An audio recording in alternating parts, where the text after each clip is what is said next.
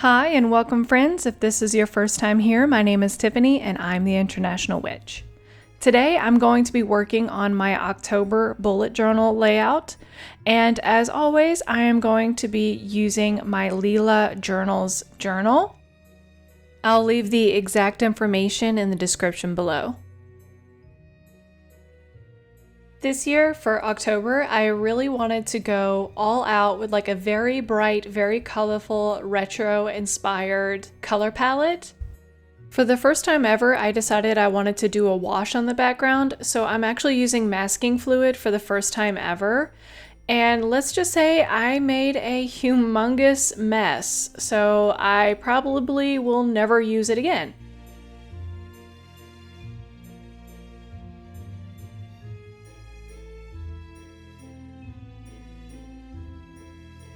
For my background, I'm going to be using Cobalt Blue by Artist Loft, as well as Winsor Violet Dioxazine by Winsor & Newton.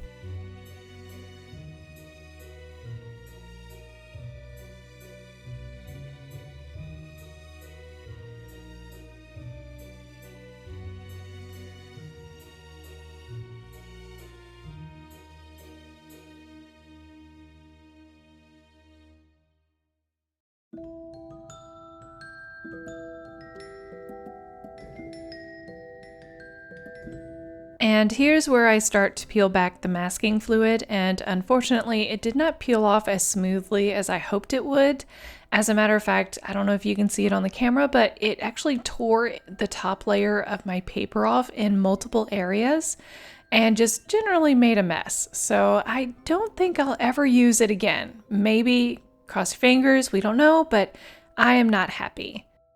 I am going to be using the Pegather acrylic markers like I showed in my last video.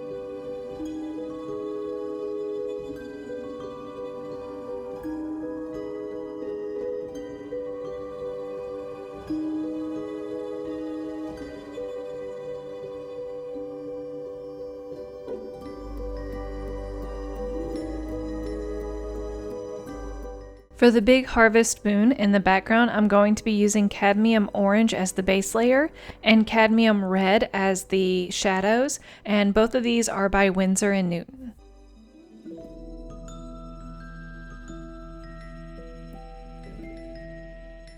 And once again, my favorite thing about watercolors is when you make a boo-boo, you can use water to erase it. The cover image for October is actually based on this greeting card image. I love looking at the old ephemera and old vintage postcards and greeting cards because they had a real artistic flair to them back then. A lot of things were hand painted and they were so beautiful. You can find images like this all over Pinterest, and there are a couple of websites that cater to free downloadable vintage images. One I like to look at is the Graphics Fairy, but I know there are a couple of different ones.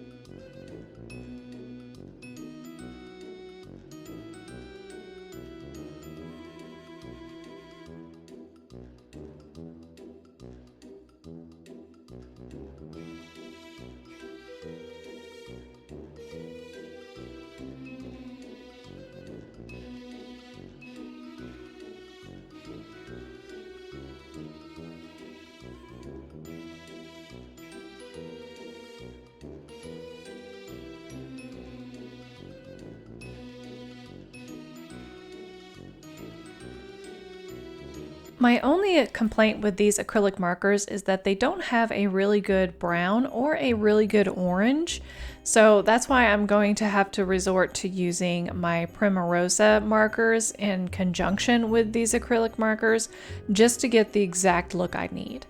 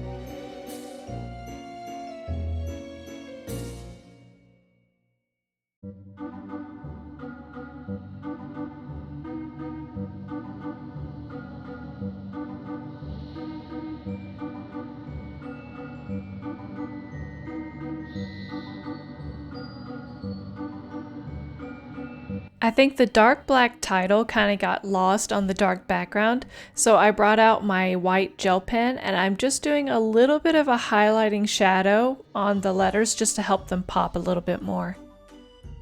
Now it's time to bring out my colored pencils. I just want to give a little bit more depth to this picture. I don't know if it'll come across on camera, but it just changed it just slightly in real life.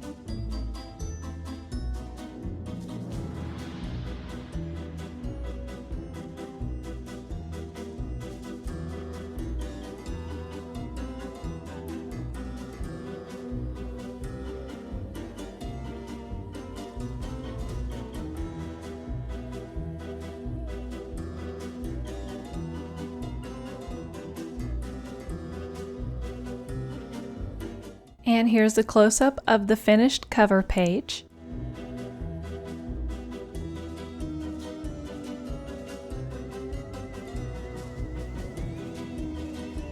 Now, whenever I had flipped over to the next page and I realized that the watercolors had gone through the paper, I got so angry that I literally stopped and stepped away for a bit and went and cleaned house. Like, I went and cleaned the toilet and the bidet so I wouldn't have to look at this book.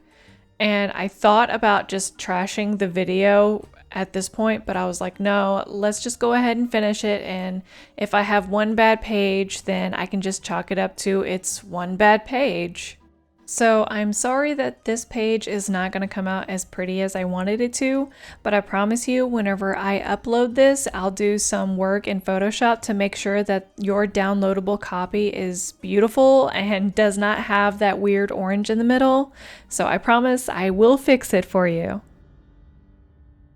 And since I brought up the topic of my printables, if this is your first time here, then you may not know, but I have a blog, and if you sign up for my newsletter on the homepage of my website, you'll get a code in your email, and you just enter that code into the Grimoire section of my website, and you get access to unlimited free printables. I update them monthly.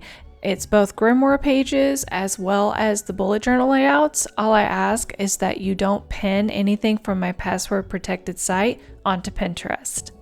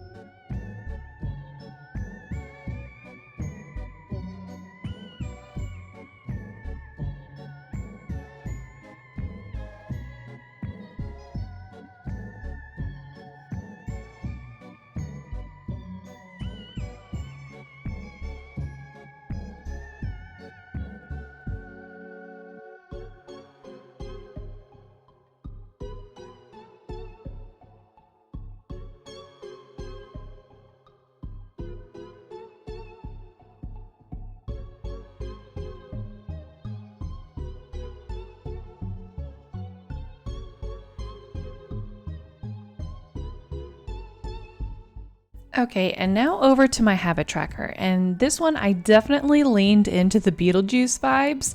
I love the checkerboard pattern with the Halloween colors, and so that's what I did for the title here.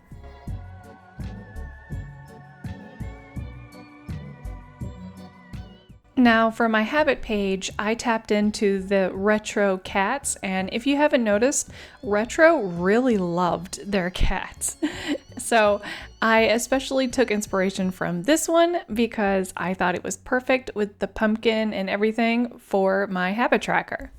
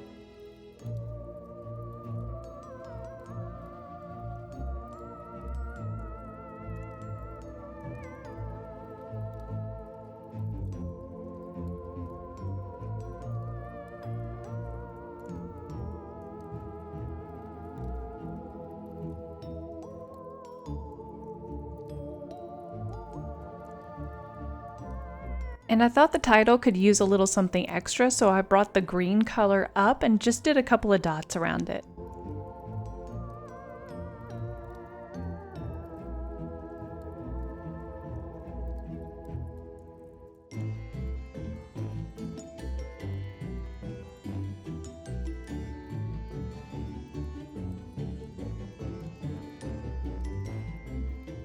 I have to say, the more I use them, the more I really love acrylic markers. They're just so easy to use. I don't have to worry about them going through the paper, and the color is just so opaque. It's gorgeous and easy to layer on top of. So if you're on the fence about getting acrylic markers, my vote is definitely a yes. Now, you can pick whatever brand, you don't have to get expensive ones, but I do think that if you do a lot of journaling or even just a lot of painting, these are really convenient.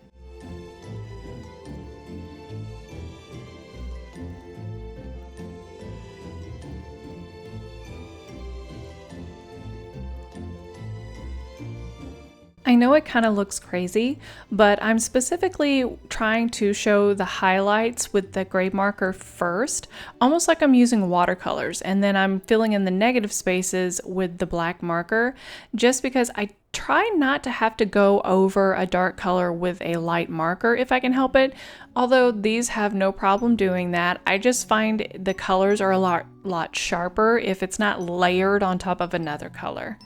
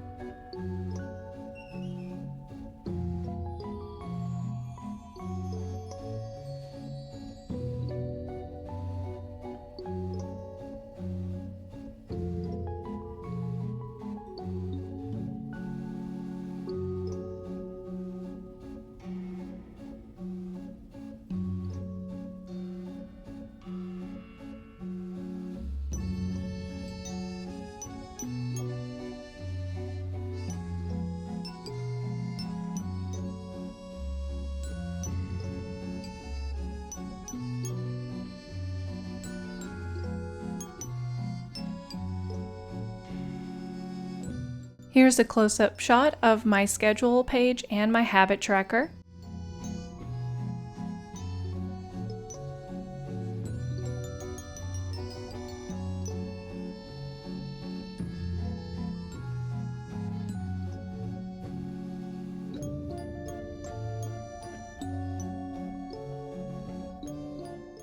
Now onto my Spellwork page.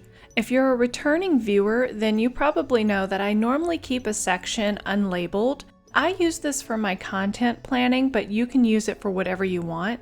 Because of the positive response that I got from my reading area, my to be read section in my last video, I've decided to continue to leave this space blank, but I did do a book themed image here. So if you want to use this spot for your to be read list, then go right on ahead. If any of you are looking for some Halloween witchy holiday fun, Book Roast does her Aurelium readathon, and that's year-round. It's almost Harry Potter-esque, where you pick a subject and you read books according to those subjects. But this year, Erin Smith is also doing her Bewitched book challenge. So if the Aurelium readathon is a little bit too complicated for you, then I would definitely suggest looking at Erin Smith's challenge just to get your toe in the water and have a really fun time this October. Because of the response I got for my reading list, my TBR stuff, I am thinking about doing a reading journal, but I'm just not 100% sure if I would have the time to custom paint everything.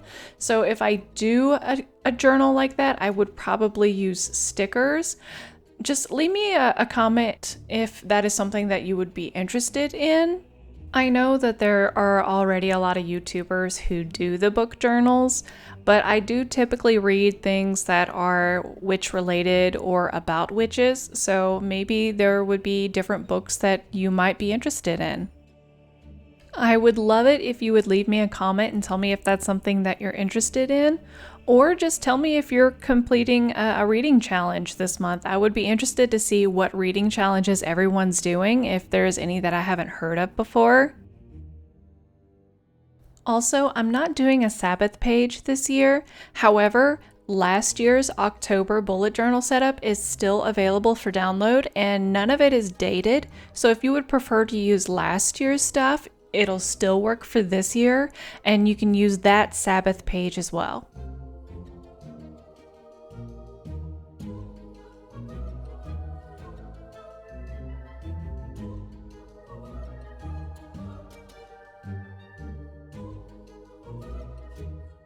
I love this little title border that I was able to find. It's very Tim Burton-esque, and it reminded me so much of the Beetlejuice cartoons. Like, I used to watch those religiously as a kid. Did anyone else watch them? Because when I talk about them to people, I get a lot of weird stares. Like, no one seems to remember the Beetlejuice cartoon.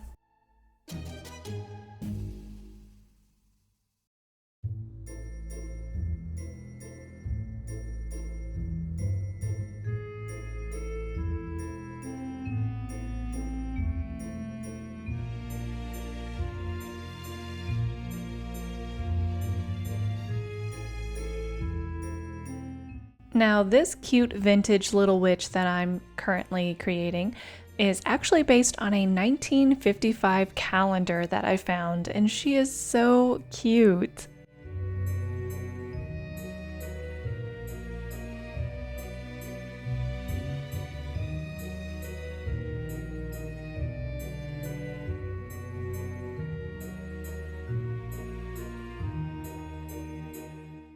So, I've purchased a bunch of astrology based books because if you looked at my library walkthrough video, then you know I'm kind of lacking in my divination books. So, I bought a couple and I've really started to dive into them to try to learn more about astrology. Like, I know surface level astrology, but I really wanted to learn like the aspects, squares, conjunctions, like how to solve all of those.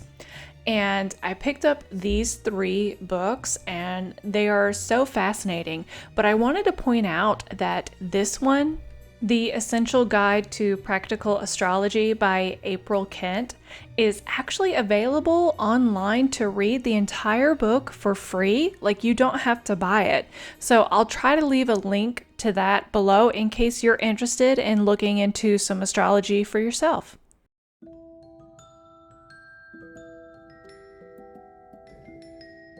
Now, the full moon is going to start on October 6th in the West, so in the US, but in the UK, the full moon actually peaks around 4 a.m. on the 7th in the morning. So, depending on where you are, it may be the 6th, it may be the 7th, but if you're in the US, then it's definitely going to be the night of October 6th. And this full moon is in Aries.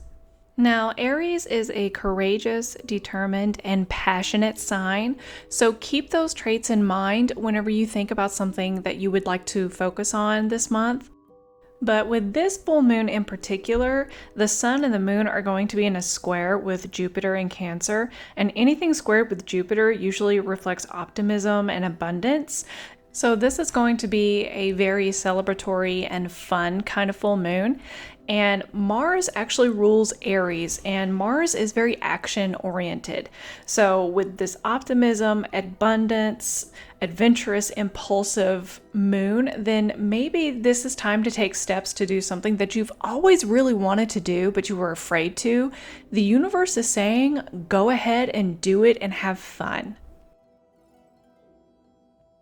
I've also found that I really enjoy watching Candace over at Beyond the Veil Tarot and Astrology because she takes your rising sign for each month and breaks it down day by day and explains the planetary alignments and what that will mean for each day of the month, which is just fascinating. And it's helping me to learn things because I can see the chart and follow along with what she's explaining, and it's making it a lot easier for me to pick up on some of the nuances.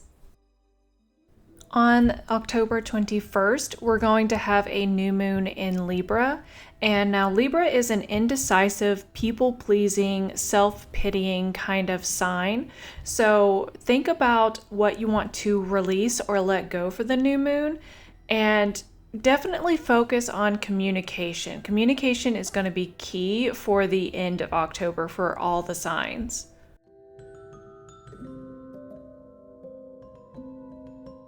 And of course, no Halloween layout would be complete without Frankenstein, or in this case, Frankenstein's bride.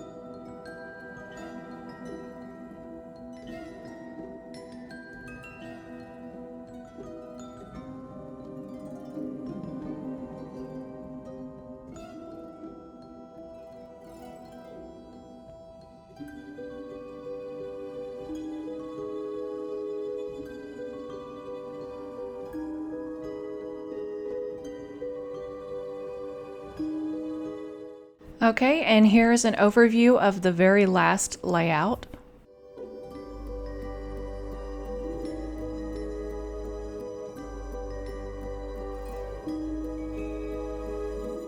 And now we can do a walkthrough of the entire setup. What was your favorite page this month? For me, I think it would have to be the cover page. I love how vibrant the colors came out. If you stayed with me this long to the end of the video, thank you so much. I appreciate that. If you could just leave an emoji or a comment or anything below, and that tells YouTube that this is a good video and it should be shared. Happy Halloween, happy Samhain, happy fall, y'all. Love you. Bye.